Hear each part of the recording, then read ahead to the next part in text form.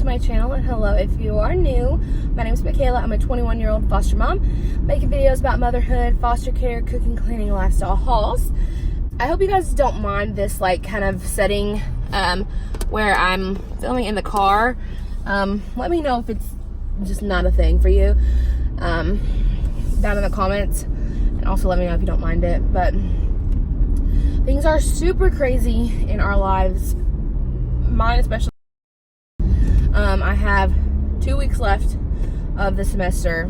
I'm a senior pre-law student, so I have 2 more semesters, and well, I have 2 more weeks in this semester, and then I have 1 more semester with basically just my internship and like a senior class and an elective, that kind of thing. So I'm nearing the end of my undergraduate college career, so it's around final time, so I'm like super busy.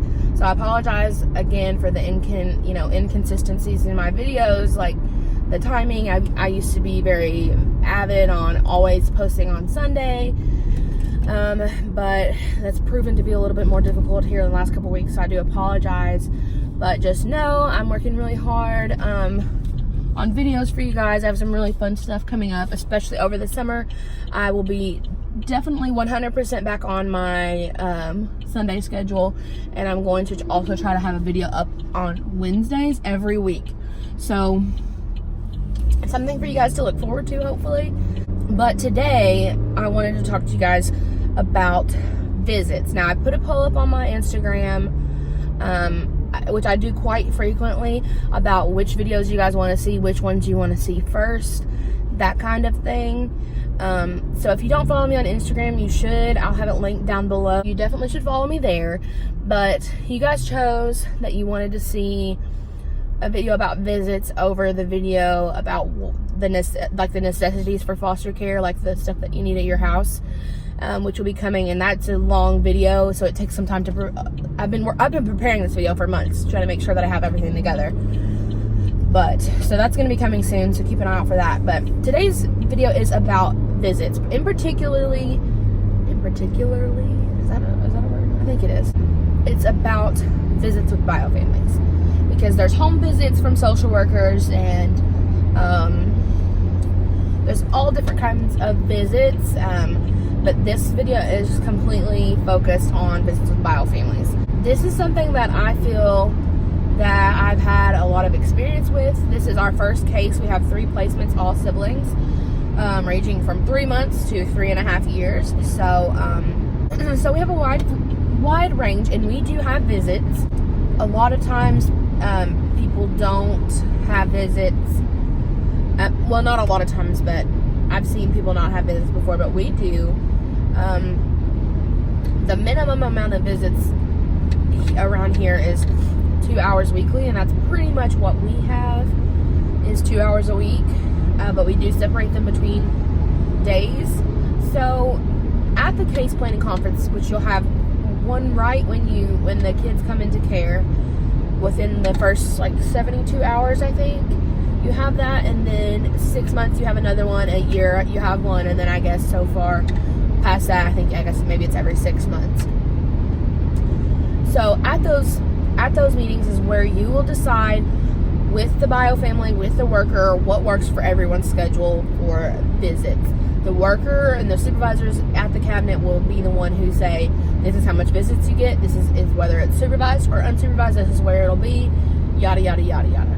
So because our kiddos already had been placed with a previous foster home, they already had a visit schedule. So when we accepted placement of them, we had to accept the visit schedule, which we accepted them right around the time they had been in care, 4 months, and so it was right around time for the 6 month case planning conference.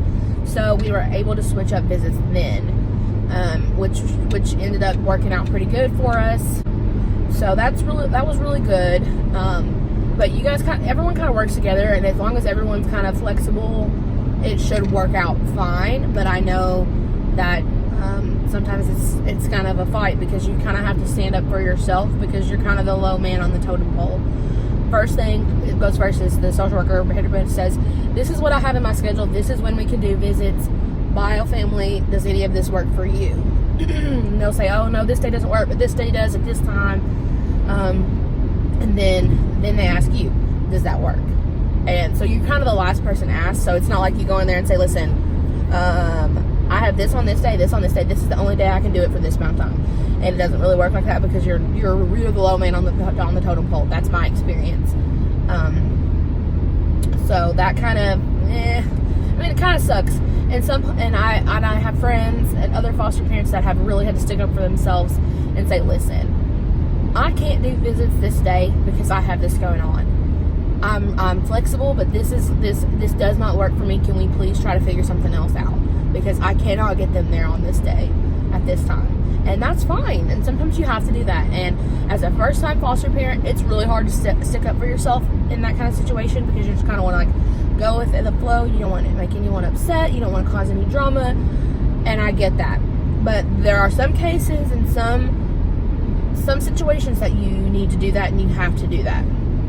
So if that's how you feel, then, you know, approach it in a nice way, but, you know, stick up for yourself. So the way visits work for us is we do have supervised visits, so that means they are supervised by social workers. Now, how they're supervised, I am not sure. The room that ours go into is a room with cameras and microphones, so if the social worker's not in the room, they can see and hear everything. But I don't know if they stay in there the whole time, like physically stay in there the whole time. I'm not sure. I don't know. We don't stay back there for that. We leave and come back. So that's how the actual visit is handled. But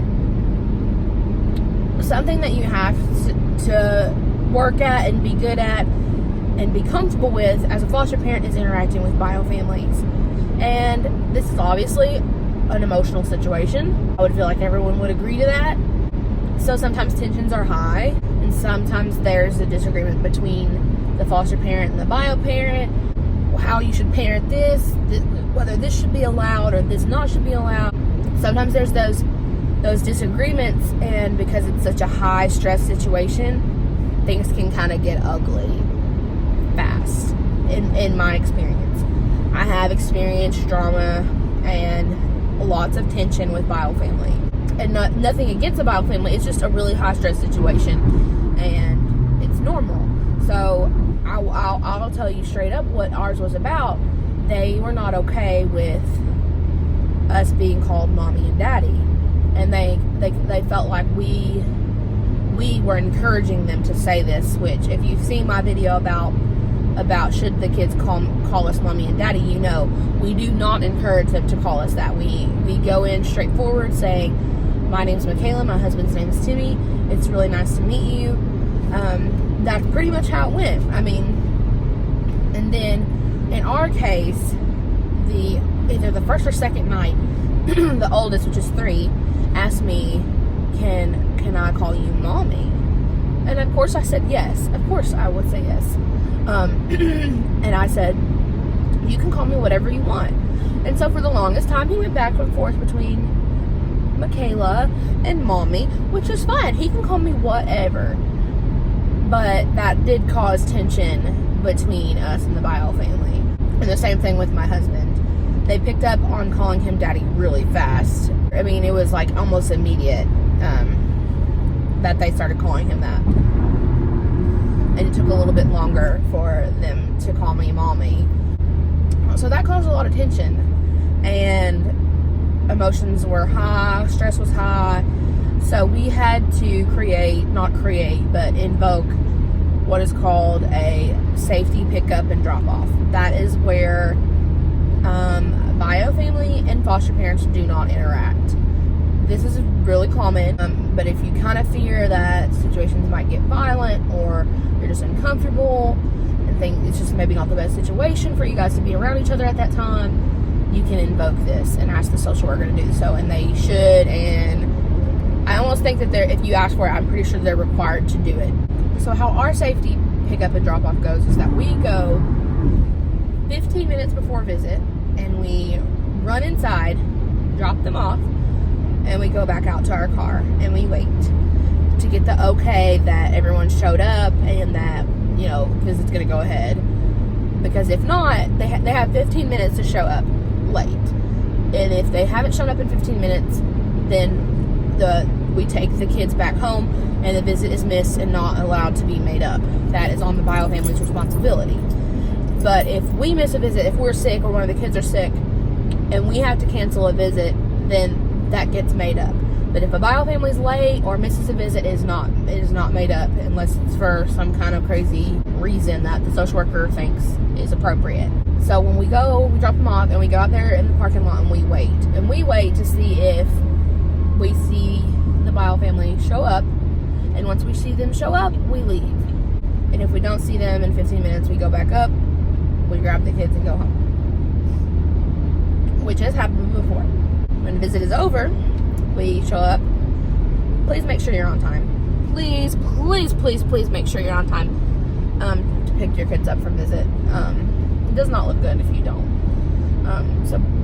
So we show up, and the social worker brings the children out from visit, and they keep bio family back in the visit room until we are gone, to avoid us running into each other, having confrontation, that kind of thing. So that is kind of how safety pickup and drop off goes.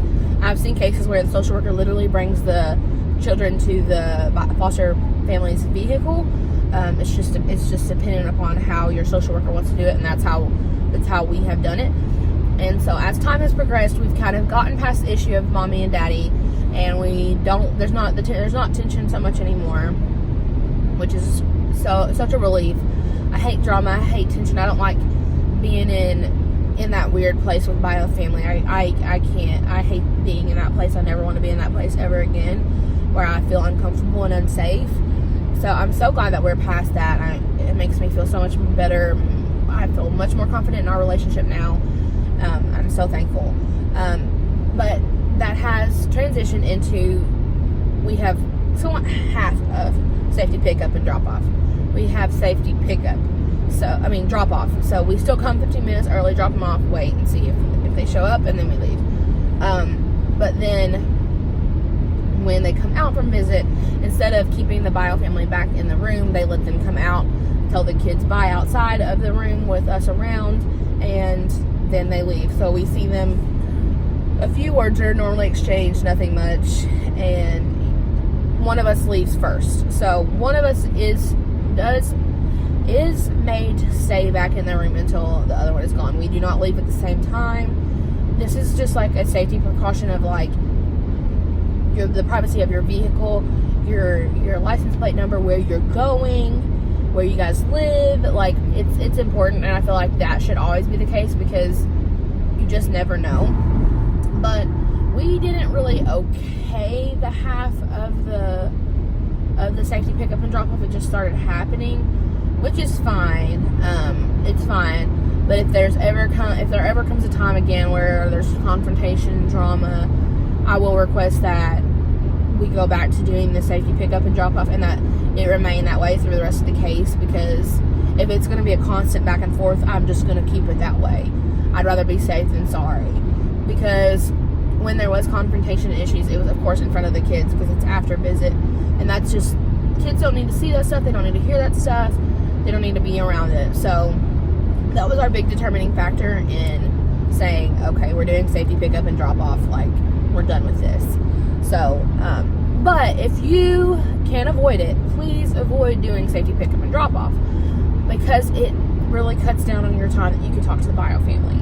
The only place you can talk to the bio family is if they call, and a lot of times if they call, they don't want to talk to you, which obviously, so you might get to talk to them, you might not, and then you get to talk to them like around visit times, and sometimes you get to talk to them at court while you're waiting to go in.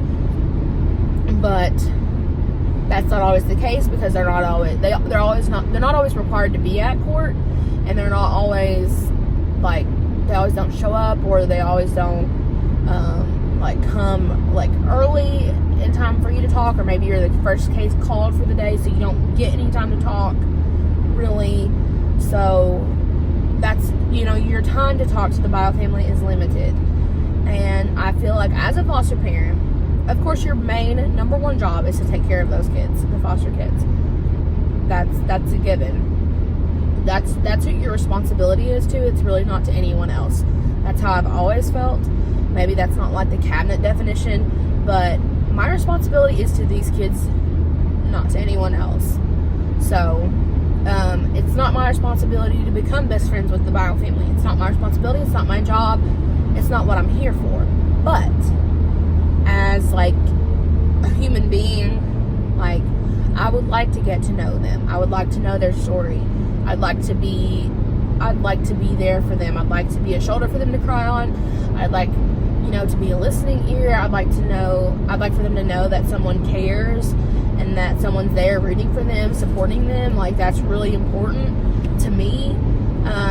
But that's not always possible in every case. In some cases you just have like bio families that just don't want anything to do with you, and they automatically come in hating you. It's common. I have so many foster parent friends that are in that situation, and I have so many foster parent friends that have great relationships with their bio families. Even if their case has went to adoption, they still are in a good place with the bio family, to the point where they still can talk, and that's awesome. So, but if you go in and you're like, I want safety pick up and drop off, I don't want anything to do with these parents, I don't want to see them, I don't want to look at them, I don't want to talk to them. If you come in with that kind of attitude, it's not going to go well for you. It's not going to go well. You have to interact with them at some point or another. That does not look good on you as a foster parent. Like, it does not look good on you. And I know, like, you shouldn't have to think about, this is how this looks.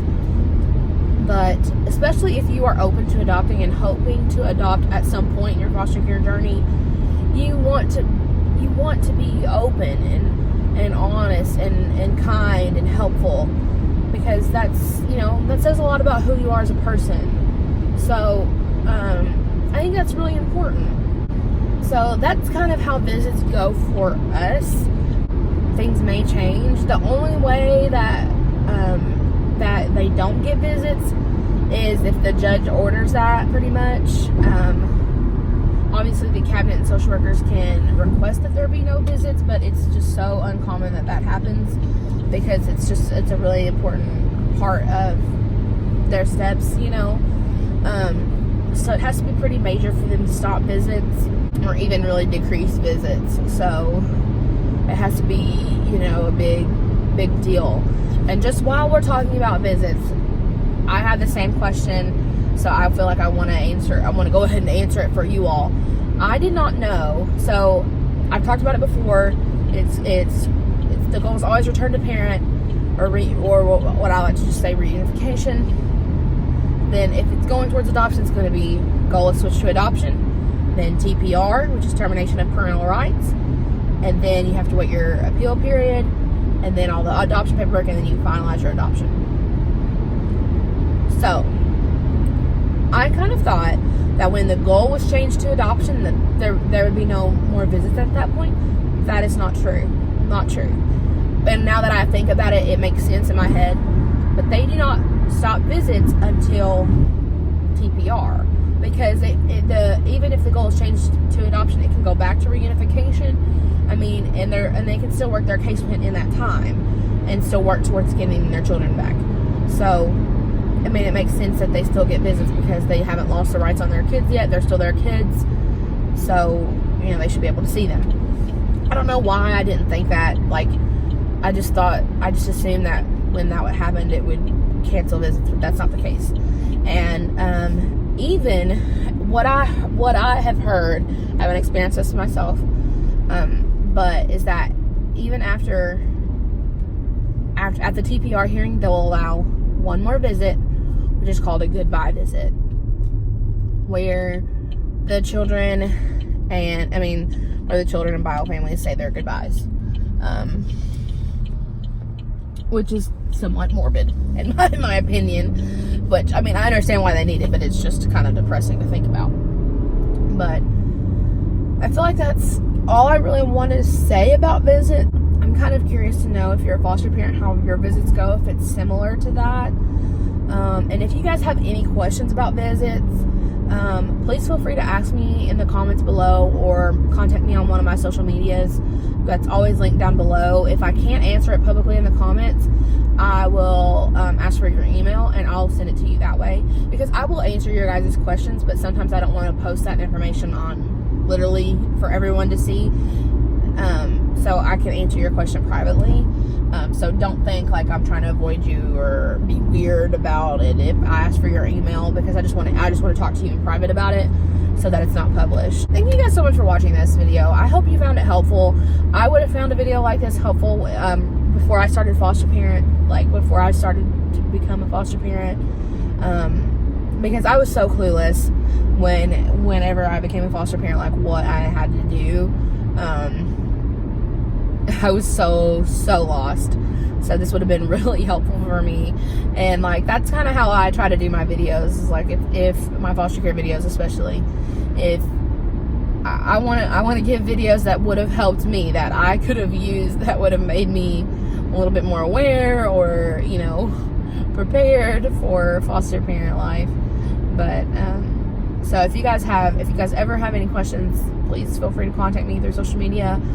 Also, as always, if you guys have a video request, please leave it down in the comments below. Please, please, please, please, please. Because if I'm going to start doing 2 videos a week over the summer, if you guys want that, then I need some video ideas. I mean, I've got quite a few, but I want to hear what you guys want to see, and I want to make videos and content that you guys don't want to see. So, thanks for watching this video. Don't forget to give it a thumbs up, comment, and if you haven't subscribed already, you definitely should. Crazy person, I have a crazy life, crazy family. So it's always entertaining and it's always a mess. So if that interests you at all, subscribe. It really helps me out. I have some big goals for this channel. So thank you guys, and I'll see you in my next video. Bye.